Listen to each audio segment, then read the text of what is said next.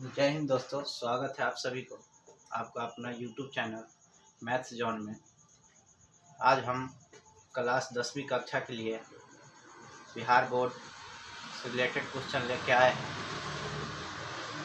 जो बहुत ही important question है। जैसे अवतल दर्पण में सिद्ध करना है कि F बराबर r/2 या अवतल दर्पण की फोकस दूरी और उसके वक्रता त्रिज्या में संबंध स्थापित करना है।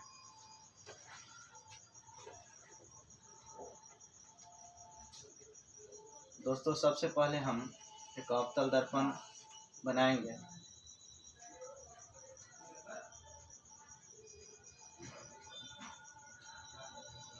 मान लिया कि mm डैश का कोई अवतल दर्पण है जिसका प्रधान अक्ष PC है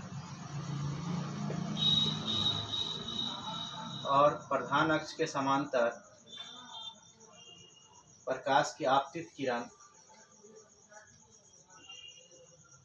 AB है, जो दर्पण से परावर्तन के बाद मुख्य फोकस F से होकर गुजरती है।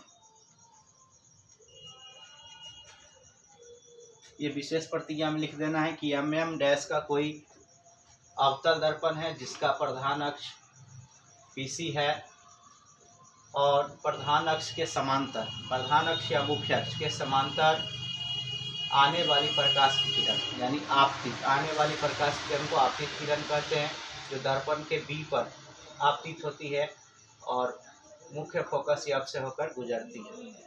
उसके बाद दूसरा चरण है दोस्तों रचना।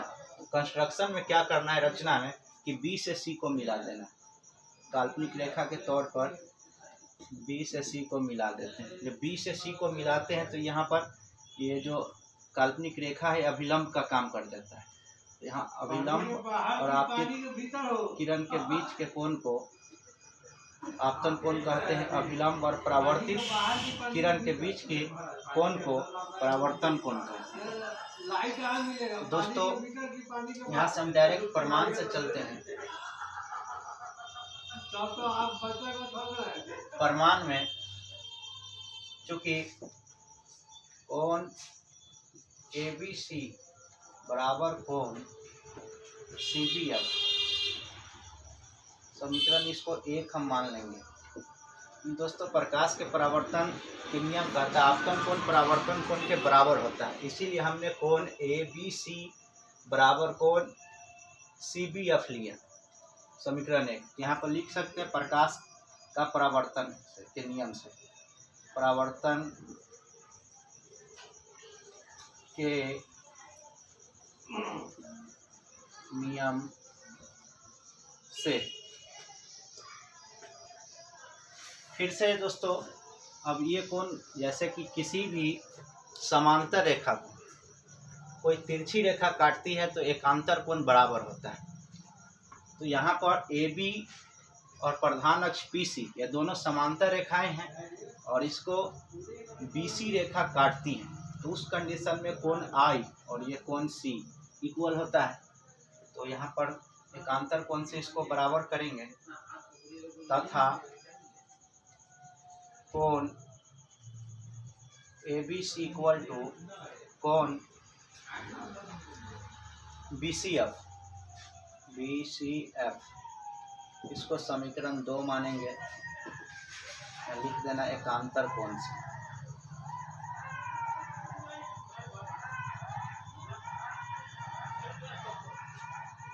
अब दोस्तों, दोनों समीकरण का हम देख रहे हैं, बायां पक्ष समान है तो दायां पक्ष समान होगा।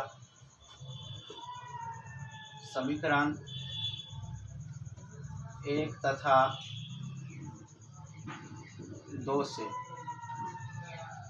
समीकरण 1 और 2 से लिखेंगे कोण CBF बराबर कोण BCF। क्योंकि बराबर कोण के सम्मुख भुजाएं बराबर होती है, तो यहाँ पर दोस्तों B के सम्मुख भुजाएं CF, यहाँ पर लिखेंगे CF इक्वल टू और C के सम्मुख भुजा हो जाएगा BF। C F equal to B F.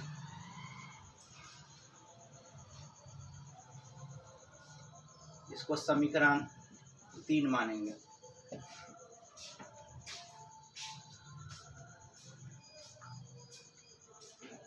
लिखेंगे चूंकि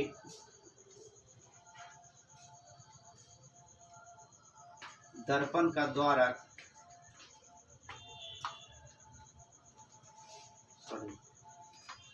जब दर्पण का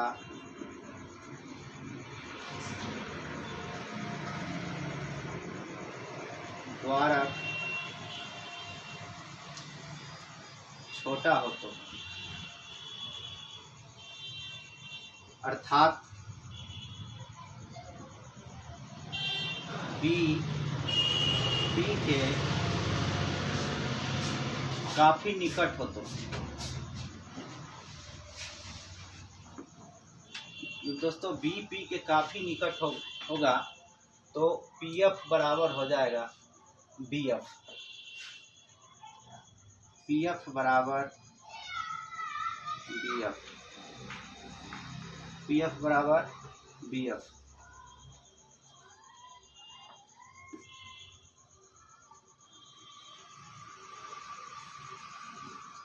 समीकरण इसको मान लेते हैं 4। अब समीकरण 3 तथा 4 से, समीकरण 3 और 4 से, इसमें भी देख रहे हैं बी एफ है, इसमें भी बी एफ है। समीकरण 3 में भी एक पक्ष बी एफ है और इसमें भी बी एफ है। इसीलिए C F equal to P F. C F equal to P F. यहाँ पर लिखेंगे दोस्तों, चूँकि C F plus P F equal to P C. जब पी एफ और सी एफ को जोड़ेंगे यानी C F plus P F तो बराबर हो जाएगा पी सी के। चूँकि यहाँ पर पी एफ सी एफ बराबर है पी एफ, तो यहाँ सी एफ के स्थान पर हम डाल देंगे दोस्तों P F plus P F equal to P C. यहाँ 2 पी एफ इक्वल टू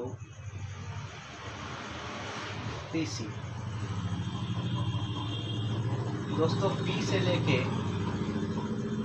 लेके एफ तक की दूरी को कहते हैं फोकस दूरी को, एफ से डिनोट करते हैं। और पी से लेके सी तक की दूरी को 12R से डिनोट करते हैं, जिसको कहते हैं वक्रता त्रिज्या। इसको लिख सकते हैं 2F इक्वल टू R। इसीलिए F इक्वल टू R/2।